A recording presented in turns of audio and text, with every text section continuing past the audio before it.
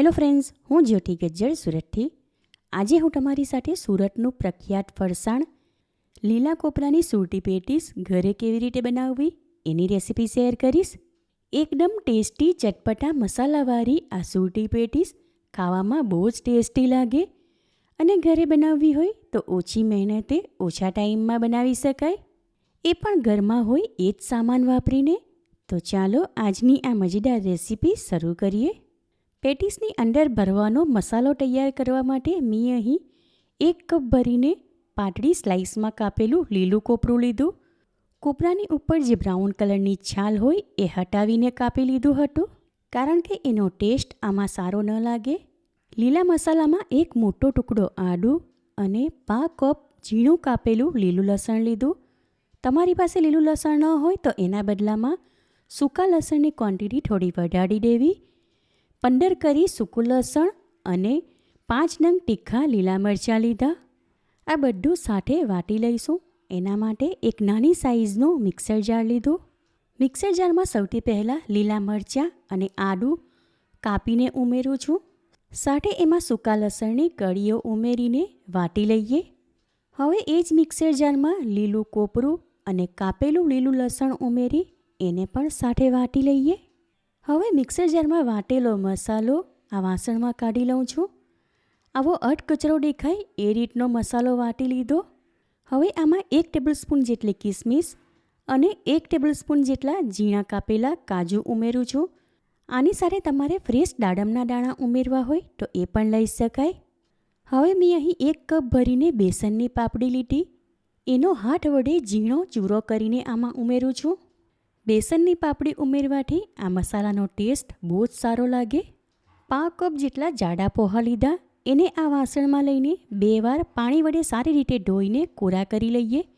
હવે આમાં 1 ટીસ્પૂન આખું જીરું, 1 ટીસ્પૂન ગરમ મસાલો, 1 ટેબલસ્પૂન સફેદ તલ અને અડધા લીંબુનો રસ ઉમેરું છું.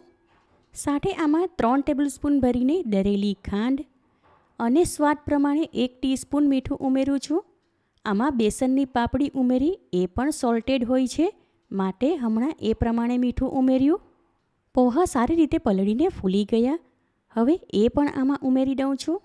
હવે આ બધું સારી રીતે મિક્સ કરી લઈએ. હવે છેલ્લે આમાં અડધો કપ જેટલી ઝીણી કાપેલી કોથમીર ઉમેરીને મિક્સ કરી લઉં છું. હાથ વડે મસળીને આ બધું સારી રીતે મિક્સ કરી લીધું.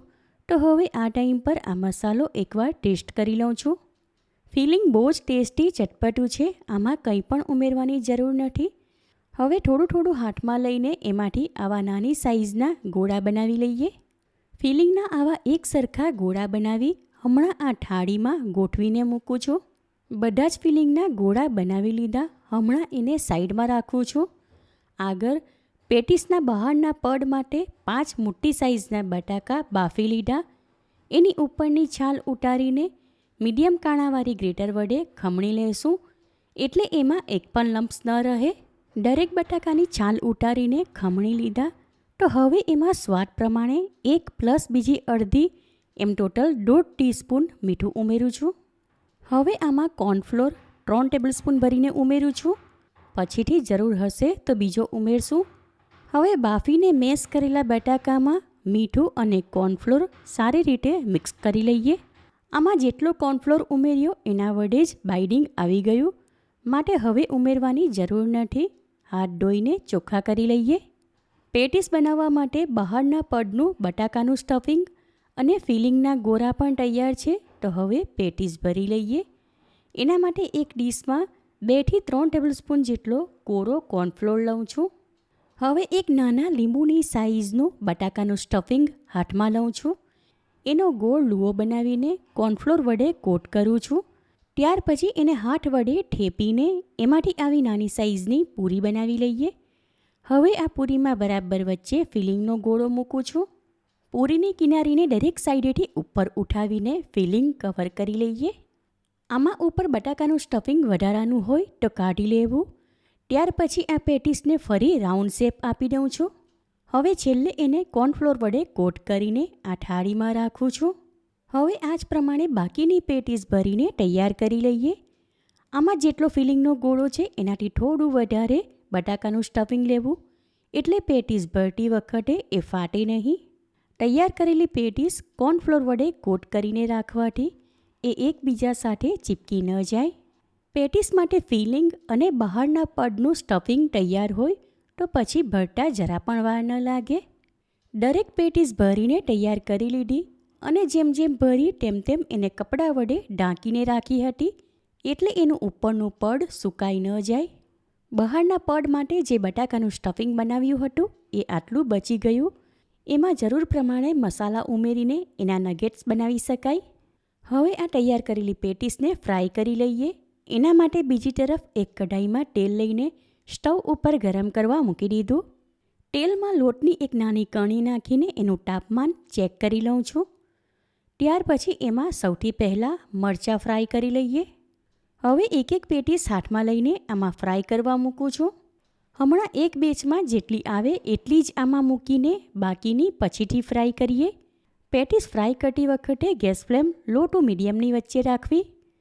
હવે એને જારી વડે હલકે હાથે ફેરવતા રહીએ એટલે દરેક સાઈડેથી એ એક સરખી ફ્રાય થાય. ફ્રાય કરવા મૂકેલી પેટીસ જારીના પાછળના ભાગ વડે ફેરવવી એટલે એ ફાટી ન જાય. હવે થોડીવાર પછી આ ફર્સ્ટ બેચની પેટીસ ગોલ્ડન કલરની ફ્રાય થઈ ગઈ, માટે એને જારીમાં લઈને ચાળણીમાં રાખું છું. ત્યાર પછી આ જ પ્રમાણે બાકીની ફ્રાય કરી લઈએ. પેટીસ ફ્રાય કરી લીધી. આમાં ગોલ્ડન કલરની ફ્રાય કરી એ ખાવા માટે અને બાકીની હાફ ફ્રાય કરી એ ઠંડી થાય ત્યાર પછી એને એક ડબ્બામાં ભરીને ફ્રીઝમાં મૂકી દઈશું, એટલે બીજે કે ત્રીજે દિવસે પણ ફરી એને ફ્રાય કરીને ખાવા માટે લઈ શકાય. પેટીસ તૈયાર છે તો હવે એની સાથે ખાવા માટે ઝટપટ એક ચટણી બનાવી લઉં છું. ચટણી વાટવા માટે એક નાની સાઇઝનું મિક્સર જાર લીધું. એમાં અડધો કપ ભરીને બેસનની પાપડી લઉં છું. સાથે એમાં 2 નંગ તીખા લીલા મરચાં કાપીને ઉમેરું છું. લીલા લસણનો આગળનો સફેદ ભાગ કાપી લઈએ તો આશરે 2 ટેબલસ્પૂન જેટલો થાય એ એમાં ઉમેરું છું. હવે એમાં 1 ટેબલસ્પૂન ખાંડ, સ્વાદ પ્રમાણે પોણી ચમચી જેટલું મીઠું અને 1 ટીસ્પૂન જેટલો લીંબુનો રસ ઉમેરું છું.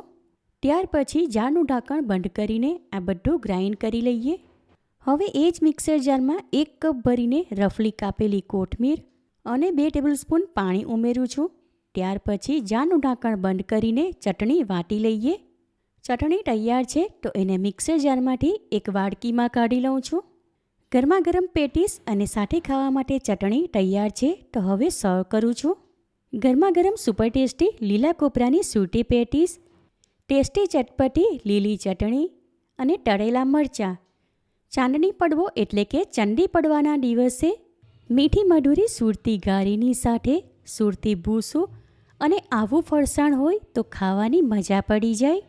જોટાની સાથે તરત જ ખાવાનું મન થઈ જાય એવી આ લીલા કોપરાની સૂટી પેટીસનું ફિલિંગ એકદમ ટેસ્ટી ચટપટું અને બહારનું પડ સોફ્ટ અને ક્રિસ્પી બન્યું.